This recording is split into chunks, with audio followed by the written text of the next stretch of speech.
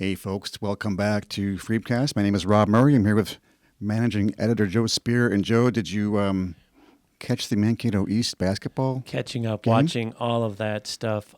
Very cool. Very tough final section game with Marshall, but they pulled away pretty handily after the first half. And the East boys basketball team is pretty dominant. They're going to be likely seeded number one at the state tournament. So they'll have a target on their back for sure. But one of the best teams in recent memory, I think. I don't recall a lot of teams being seeded number one, although they're very highly seeded. Cool group of kids, great coach, just playing very well. One or two losses, it may even be one. But yes, very, very good. It'll be exciting to see them. And then Waseca in the lower class has a good team as well, and they're going to state. And I think they also have only one loss. So Kevin Dudley, our sports editor, we've been talking about that and how we're covering that. And Chad Curry, our retired sports editor, is going to help us with some freelancing. So Is that's that cool. right? Chad's coming back. Yeah, Excellent. Yeah. So that's cool. And we have another yeoman sports editor, my friend over at the Rochester Post-Bulletin, who retired last year, Guy Limbeck. He's another 40-year sports guy. He's going to help us do some stories, do some features. So cool for sports. Wow. And calling in all the big guns to cover these big games. I think people are really looking forward to it. And again, basketball season is a great season. So their state tournament happens, is it? Be next Tuesday, week. I okay. think, yes. I wonder if we'll ever get to, there used to be a time when every year during the boys' high school basketball tournament, you could count on a blizzard coming through Minnesota. Well, we had one last week, right, for the hockey tournament. We did, but there was, historically for a while, you could count on one during basketball tournament basketball week. As well. Of course, today it's 70 degrees. Yeah, although we're supposed to get thunderstorms and possibly snow tomorrow for a high of 40 or whatever it is. This is unbelievable, these temperature swings, the way things are in Minnesota these days. March in Minnesota. Got to mention the Maverick hockey. They came through their 2 out of 3 playoff with Lake Superior State. Won 2 of the games right away, so that's good. Got a tougher Bemidji State team this weekend, I believe. And it's single elimination. So you lose, you're done for the season. They're not going to make it any other way. Anything could happen, and it's always a tough game with Bemidji. It is very competitive, and it's just the way it is. They beat us last year, right, for the McNaughton Cup. I think it was down to the last game last year, and they took it at home. But you were talking about Alex Tracy getting the goalie for the Mavericks, getting some more awards that I had not been aware of. Yeah, I'll have to look at it. I mean, it's either, I think it was CCHA Player of the Year, and if you're listening and I'm wrong about this, go ahead and write me and tell me I'm wrong. But I think that's what it was, and very, very deserving. Another high honor for a goalie who's done great, and like I say, kind of been under the radar. I had, wasn't really paying attention all season, but his goals against average was the highest in the nation, Division I, and his save percentage is second. So, great goalie. A few years ago we were talking about Dryden McKay, and he was also won the Hobie Baker. And there's voting for the Hobie Baker, and Tracy's in the voting, right? He is. And there's the Richter Award as well, which goes to the top goalie in the league. So he may be up for that as well. They've had a nice string of goaltenders at MSU. They really have. And, it's always tough. Last year I think they were playing almost 2 or 3 goaltenders and figuring out who was going to emerge. Yeah. And I'm guessing in this league, you don't really want to be a backup. You want to maybe you go to the portal if you're going to be a backup, but who knows? And I think he is a junior, if I remember right. So, lots of sports stuff going on. I want to talk about our Sunday story. If you haven't seen it, you should go back and read it. One of the rare instances of us being able to interview a World War II vet, Dennis Bolt from the area. We've done stories on him before, most notably a really fun story that was an award-winning story a couple years ago. It talked about how he found this dog over in Belgium, Luxembourg, and brought it home with him, a war dog, and story about the dog's life and him here in the U.S., and we've got a nice photo of him in Europe with the dog. But just a chance. He was recognized last year on the 80th anniversary of Normandy, and he was also in Battle of the Bulge, two of the bloodiest battles in World War II. 70% casualties or something like that for both of them. And for a guy to have lived through both of those, it's quite remarkable. But it's a good story. It talks about the event they had. And Tom Hanks had made a statement at the event that it included these words. I want to quote this. They may be in wheelchairs now, but were it not for their choice to come here and do the right thing 80 years ago, you and I would not be standing here right now. Tom Hanks, poignant words. Mm-hmm. And Dennis appreciated those, although he said he wasn't that familiar with some of Hanks's movies. So the important things matter. Yeah. But this was a funny story because his dog over there, when he was in Europe, apparently had to go with General George Patton's dog, and they were fighting, and Patton was not happy about it. So a little story that was funny, and dogs will be dogs. Yeah. So returning to those battlefields, I wrote about this 5 years ago. My uncle, who I never met, had been in Battle of the Bulge and was killed. And it's amazing. I, just out of curiosity, requested his complete soldier record, war record, and they give you a lot of stuff. I mean, they give you letters, correspondence. They have it all in an archive in either St. Louis or Washington, D.C. In my case, my uncle's had been in St. Louis, and there was a fire, and apparently they had another record of it in Washington, D.C., because the one in St. Louis wasn't there anymore. So amazing they keep track of all this history, which we're well-to-do. These stories and these guys are not going to be around forever to tell us what went on and how devastating it was and how close we came to losing everything we appreciate in this country. But a really good story. Who was the writer on that one? This was Edie Schmierbach. All right. Yeah, she often has connections with our military groups and our veterans groups, and so she's handled a lot of these stories. And it was hard to get. Eventually, we got the story because I know Dennis had a bout of pneumonia, and he had to go through a few things. But they also resurrected this story kind of in part. We found out about they're going to have a veterans book club in Mankato, so veterans are going to be encouraged to read books and tell their stories about the wars and they were in, and so that's kind of a cool thing. Looking forward to hearing about that. But yeah, this is a long story. It's 40, 50 inches, so a lot of details about the war and what he's thought of it and what his families have talked about. But yeah, I think, these World War II stories, we like to do them. And if you know World War II vets who are out there, we always like to hear about them. So let us know. But a pretty cool story, nonetheless. Kudos to him and to Edie. Yes. And nice photos, too. Crime. We always talk about crime a little bit. Had a couple really unusual ones again this past week. One, there was a sentencing for a man who had a long criminal record and was charged with attempted murder on Highway 14, kind of a drive-by shooting thing, just driving along a highway and, according to the official records, started shooting at this guy and his minor daughter. And obviously didn't kill them, but obviously a very scary thing. And the judge in the sentencing gave him 45 years. This is for attempted murder. Very unusual. You covered cops. That's unusual. It's unusual. And we were talking before we started recording here. I'm a little taken aback by the length of that sentence. Yeah. Because I was like I was saying, you can if you kill somebody, yeah, you are eligible for parole in 30 years. Yeah. You can do something worse and be out sooner.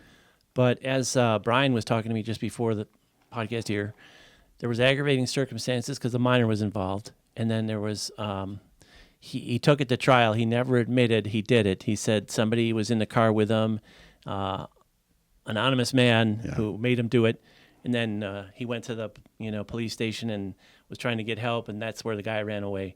So not a plausible story, and again, he had a long criminal record, and the judge decided to on the high end of the guidelines. So and each count had 20 years, so you often don't see them served concurrently. It's usually the same time, but this was concurrently. So very unusual case. I don't think I've seen a sentence like that. They were consecutive. Yeah, right, and not concurrent. Right.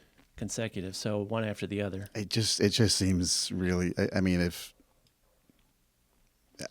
that's it seems really, really severe. Well, I know it's a horrible crime. It's a horrible crime. Don't get me wrong. It's awful. Yeah, you wonder. And I think he had a public defender. I'm not sure, but it was Judge Betters who handed down the sentence. Who I'm sure is a fine judge. And the victims testified also, which you don't see, and they just said it's taken away our sense of security anywhere we go. Always looking over our shoulder. And I can imagine that's a traumatic experience that you are not going to live down anytime soon, I don't think. Just I'm sure you lose sleep over it. I'm sure you have nightmares. I'm sure you have to go to counseling. So the victim, their stories seem to hold some weight with the judge. And victim stories usually do, combined with the fact that it sounds like he had a bad attitude. He had the Shaggy defense. If you know what 90s pop is, the Shaggy song wasn't me. Yeah. That was his defense. It was somebody else. Yeah. Never admitted. Ridiculous. And had a history of assaults, I think. I hope his attorney advised him, listen, bud, you got to go in there and say you're sorry and show some remorse and whatever you got to do to avoid what happened. Apparently not. I want to break and make sure we give credit to our sponsor here. Minnesota Valley Federal Credit Union sponsors this podcast. If you get something out of it, thank them. They're good folks down there. Another crime that's similar. Now, this was a sentence for not attempted murder, for murder. The guy killed the other guy, dispute in their house over various things. And he shot him dead. And now this guy only gets 14.5 years. So Brian said, talking to him, may seem very different because it's real murder versus attempted murder. It does seem different. Yeah. But he said the circumstances, again, were the guy admitted it, he was remorseful, and he had no criminal record whatsoever. No criminal record. So he said sometimes when that happens, you hardly get any crime, any sentencing on this. And it was, I think there was, circumstances that were, both sides were battling perhaps, and I don't know if there were some substances involved, things like that. It wasn't like a brutal, I'm going to come up and shoot you in the back. It was like going back and forth, fighting, stuff like that. So people are always wondering about the sentences that judges hand down, and they often say, "Oh, they're too light. For doing that, they should have gotten 10 years." And there's a very complex, nuanced system of sentencing people, and it has a lot of factors that go into it: your past, your remorse, the situation. People generally also want the system to be really hard on anybody who does anything wrong, unless it happens to them. If you're in that situation, you have a much different perspective on the justice system. And also, a lot of people want those harsh sentences when they don't know all the facts. They don't know what happened. They weren't there. Right. A lot of strong opinions about throw them all away and lock them up, throw away the key kind of thing. And it's just not that simple. Justice by Facebook. Right. Right. Interesting crime things, but want to mention again our sponsor, because I have a written thing here that's more specific. And just to give you that, we're going to have kind of short podcast here today. I think we had a couple more things to talk about. But Minnesota Valley Federal Credit Union has been happily serving those who live or work or do business in Blue Earth, Nicollet, LeSueur, Waseca, Brown, or Watonwan counties since 1934. So there we have another plug for our sponsor. Sports, crime. What else do we need to talk about? That's a good question. City council, the lighting fiasco. We talked about that a little bit last week. And we did. They're making some corrections on it, and it's going to be costly. I did put in an email to Susan Arntz because I want to write an editorial, give some kind of opinion about it, and ask her if she has anything else to add about it. But, we were talking with some friends, and this was an $8 million project. Stuff can go wrong. It's a lot of money to track and follow, and you think there'd be a checklist or something like, okay, well, let's check off the lights, let's check off this, we got it done. And there sort of was, but it still sort of fell through. And, I don't know if one of the Old Town owners was looking at when they put up these big lights and going to, hey, you're putting up the wrong lights. Who knows? It sounds like the further reporting on it sounded like the business people were kind of asking about it. Mm-hmm. And it was interesting, back in the 2016 plan, this is 8 years ago, right? There was a call for decorative lights. That was in the plan. So things can get by. But the other thing you worry about, now they're engaging in this huge wastewater treatment plant project. It's $90 million. Yeah. So that is going to be one to really get your hands around. And the city has had trouble keeping engineers, because the engineers are the ones who are supposed to study this stuff and look at it and go, that doesn't look right. So you're going to have to hire contracting engineers to watch stuff for you. And a project like that, say if there's 10% overrun on something, it's going to cost $9 million. It's going to be up to $100 million. Yeah. But we all need wastewater treatment. That one we're not going to be able to just go cheap on. Right. At least I would hope we wouldn't. Yeah. Also, did you see the guy who was going to do the mining of, what are they, pulling out silica sand, pulling out of that project? Oh, out of what? Oh, by the park. Oh, the county park. Yes. You were talking about the gravel mining. Yeah. Yeah, that was interesting. Looks like the citizen uproar or feedback. Uproar. Yeah. But it was, what it was on? It was on change.org, right? This is that thing that Facebook guy runs or the Google people run, where it's very organized. You go and do petitions. It's not just fly by the night. Hey, let's put on Facebook. We don't like it. Yeah. It's you sign your name. Yeah. It's a specific petition.